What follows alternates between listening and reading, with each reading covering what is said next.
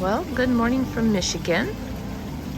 I just wanted to go through some of the projects that I'm going to be starting in my garden today. So probably you've noticed in my videos before I have these funky little bricks here standing. These bricks here I reutilized. My dad a long time ago put a brick driveway in. He got these really inexpensive compared to concrete. When he did it, he had leftovers and he gave them to me, and I had just enough to put in between here when we had our old deck. So I took those out and I put them here to make a little seating area. So this kind of became my small pond sitting area underneath the arbor, which is shaded a lot, especially this time of year because the sun is a little lower and it goes a little bit more south. But anyhow, some of these extra bricks here, which I got from this area over here, which was my little Japanese garden I had for a long time. So I brought those bricks that were lining here over here, and I need to I guess put them somewhere to extend this just a little bit bigger for the chairs to be able to move around just a little bit more. So anyhow, I have those, and then I just purchased these 4 stepping stones. I bought 4. I might need to get a few more. And I want to put those out there, which was my last project. But here in Michigan, I am telling you, I don't know if it's everywhere in the Midwest or what, but the mosquitoes, oh my gosh, they've been relentless the last few days. There's a little inchworm coming off my tree. Anyway, and I have not been able to come out here. Now I have my legs sprayed, and I'm probably going to have to go back in and fully spray. But I did a lot of clean out. I took out, if you've seen in my July and June videos, all here was all these hostas. So I took these out. I put some on the road, and someone took it. Usually someone takes things off the road where I divide my perennials and stuff. But I had to redo this because this Aphrodite's gets bigger than I remembered. She gets anywhere from 5 to 10 feet tall and 5 to 10 feet wide. And I thought she was 5'5". So I had to move her. She was here. I moved her here. And then the proud coral berry, that one was just a little bit over here. And so I just pushed her away from the Aphrodite's just a little bit more. She gets 5 by 5. So she should fill from the center point 2.5 and 2.5 feet on all directions. So, and I had to leave the bags here because I was just being eaten alive. And everything was really heavy. Oh my goodness. We've had, for the month of July, which I don't think we're supposed to get rain today, but we had 8.40 inches of rain. And I think that's why the mosquito population is just like crazy. So anyhow, this is where I want to put some of the stepping stones. I like to have it where I sometimes hop in right here and go around and weed. And then sometimes I come out the side. So I want to put some forms of stepping stones just to kind of remind me, don't plant there, Catherine, because when I find plants, I just sometimes go a little crazy. So anyhow, also, I don't know if you've been following my other little videos, but this used to be all arborvitaes, and the arborvitaes took up this whole section. It's about 10 foot wide, 8 to 10 foot wide going from the fence out, and all these hostas were being intruded on by them, and they just weren't looking as pretty. So I'm trying to get some winter interest here, so I bought some of these pencil type boxwoods. They look kind of Japanese-ish, about one way down there, so 3. But this whole area is just kind of hodgepodgey. Also, I had a big pine tree here and a big pine tree there, which I think I've talked about in my other video somewhere down the road. Anyway, but this whole area is just totally being transformed. And it's a little hodgepodgey because when you're on a budget, you have to think about, what to do. So I've been kind of throwing things in here from my other parts of my yard. Just kind of like, I don't know where to put it. I'll throw you here. So, and anyway, some of the things I've been trying to struggle with. So some of the stuff else that I moved is this hosta here. This hosta was over there and it was getting burned because see, this used to be all shade. So I moved her here, and then the hosta behind was in front. So I kind of wanted to make the trio of these 3 hostas here. I'll back up a little so you can see. And then put that one behind a little bit. Then I also moved my variegated iris that was over in my swing area, and I brought it over here. And what else did I do? Oh, and then there was, I cannot think of the name of this plant, but I bought one of these. They get the spikes, the purple spikes, and I put it back there. So it's not blooming. I just cut the heads off. So I had a purple, pink, and a purple. And I thought, well, purple would be prettier. So I did that. So it's really, sometimes it's just hard to know what to do in your own garden.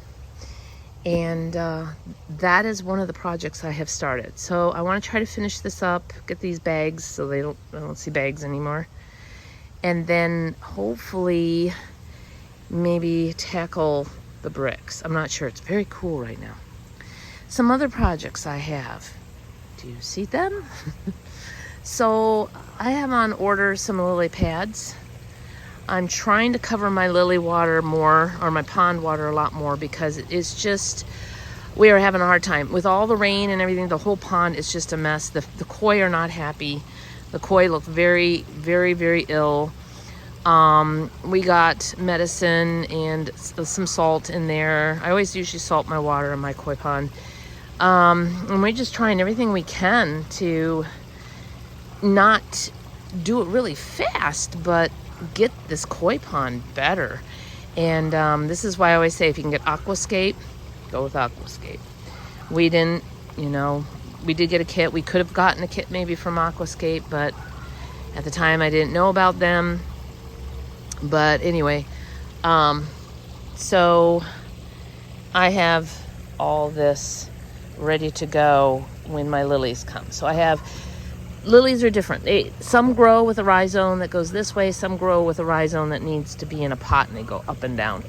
So I have 3 that are coming, and I have one extra one over there that are coming that need these trays. These are just the throwaway cement mixing trays you can get at Home Depot. They're really inexpensive, about $5. And then some rocks. I have to have rocks on top, so I got rocks at Home Depot as well. To put on top of the medium, the soil stuff, so that the koi don't dig in it as much. So anyway, so I have that. So that's another one. Let me go and show you some other things. I'm walking. I have a coral berry here I need to plant. I have this really beautiful coral berry over here that I want to plant. This one is got these really pretty pinky leaves. Very pretty. It is called Midnight Rose Coral Bell. So I'm looking forward, I think I'm going to put it here. I think it would look really pretty, the red. I already planted this little hosta. I need another hosta like a hole in the head, but I planted this one here and I'm really happy. He's happy too. He has really put on a lot more growth, which is great. These little inner leaves, and he's just really pretty. Nice and bright, kind of gives a nice little bright pop in there on that part. And then over here, walk a long ways, I found, we have a store called Menards, and I got myself a variegated red twig dogwood, and she's just beautiful. They were on sale, so I got one of these, and I have this viburnum. This viburnum is the ones I wouldn't recommend. They're very scratchy. They do have beautiful blooms, and they do put on, you can see these nice berries for the birds. But if you prune this or anything, it's very itchy. And it was funny, I told my husband, when you prune this, make sure you don't breathe in. Put it in the bag and then breathe. Don't don't get into it, but it will make you gag. It'll actually make you throw up. It's so bad, I think. But they got this powdery stuff on them, and they're horrible. They're irritant to the skin. I would not recommend this particular one. There is another one you'll see, just read the tag and feel the leaf. They feel soft, but these got a powdery on them. So look for the ones that you can almost see it on the leaves sometimes. Like I already can feel it on me.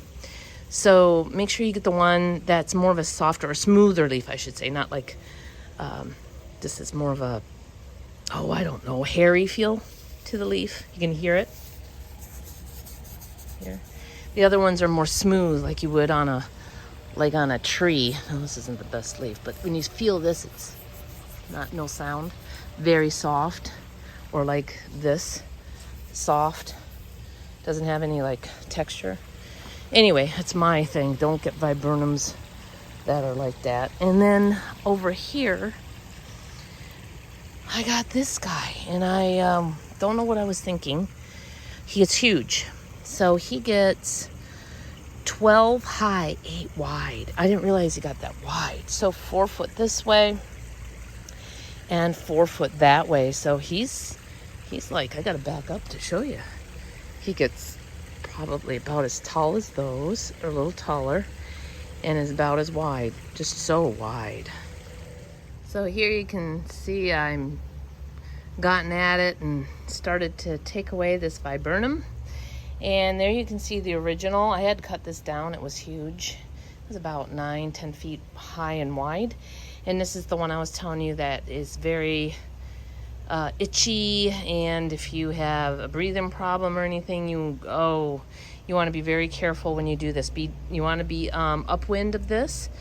It's very itchy. I'm wearing my leather gloves, and I'm taking off the green foliage, and I am dumping it into my refuge bag first, real small so it'll fit in the bag, and then I'll cut it down to here, and then I'm going to have to figure out how I can get the big root out.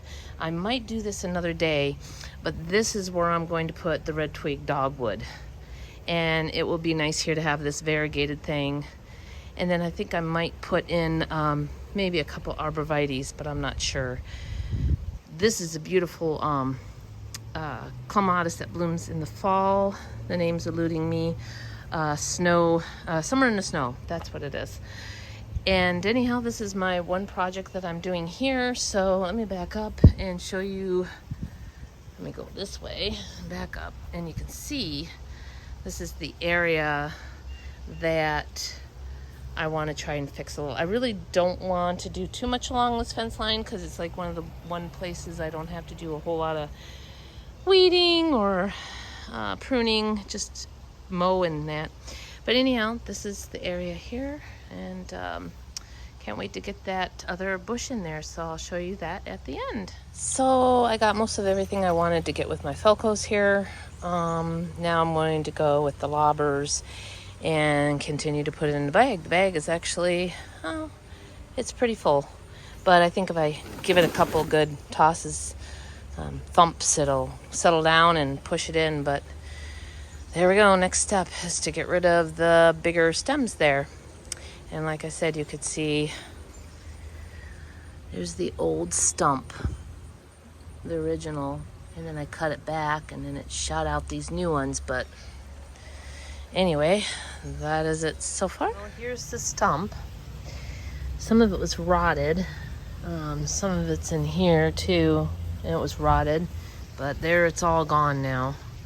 So now this little red twig dogwood can go there, but I think I'm gonna have to bring in a little bit of dirt. It's quite low here. I have my neighbor's downspout and our downspout, and since we had so much rain, I really don't want to plant anything too low. So I might have to bring in a little bit of dirt. Plus I want to clean up some of the grass, make like a little tiny, garden area here. Not too big because I got enough to do as it is. Anyway, and when I was doing that, I have moved my goat's beard over here, which it looks really good, and it fills in the gap from underneath the grass. And I planted in my new shrub here, the one that gets 6 to 10 feet wide and 12 feet tall. So that'll fill in this area, but that'll take a while. It looks so cute right now, doesn't it? We are having some clouds come in and out. Had a little sprinkle, and then it would get really cool. It went down to 75. Now it's up to 82. So it's really strange how the weather is today. And there it is, all planted. I think it looks really nice, the variegated leaf over here in the corner. I'll have to do some little more grass taken away from around the bottom of it, and then do a little mulch around the edge of that. Or I'll have to try and do some form of little go in and come out and go back around this way maybe, and make this all not grass, and then just kind of chip that. Maybe put something in there that can take some sun, maybe a hosta that can take some sun or something, because it does get shady towards the evening, late afternoon, evening. So anyway, that project is done. So here's where the Aphrodite is, and the coral or proudberry. And I put my steps in here, and over there, and I put more chips down. I think I'm going to take my bleeding heart out of here, and I'm going to put my bush that I dug up and put it there. So there's winter interest all along here soon. It's a bush similar to the one over there. And then I got all my echinacea planted. I got that planted, and those planted, and that planted. And this one echinacea here is, it had hardly any roots. So I put it back in here, and I think I'm going to cut all of its flowers off. And then I let it stay in here and fertilize it real good, and then maybe see if it'll grow a few more roots. But I just set it here for now. We had to empty the pond. We're changing water, try to get the pH. Everything else is great in the pond. It's just the pH. We can't get it down. Anyway, and here is one of my new lilies. So this is the pom-pom. I'll put the full name up there, but she's gorgeous anyhow. And there's my other lily in there blooming right now too. So they're both pink. This one I'm probably going to put in the big pond eventually. But I had to let the leaves come up to a higher surface. So this was like in a maybe 12-inch pond at the store. Now it's in like 18 inches, and then in there it has to go 22 inches. So I'm slowly letting the leaves come up and acclimate. So anyhow, that's about it for now. Hope you all have a great day, and I hope you enjoyed these little updates in my backyard. Oh, P.S. I didn't get to the bricks. Another day. The mosquitoes were horrendous. So anyway, bye-bye.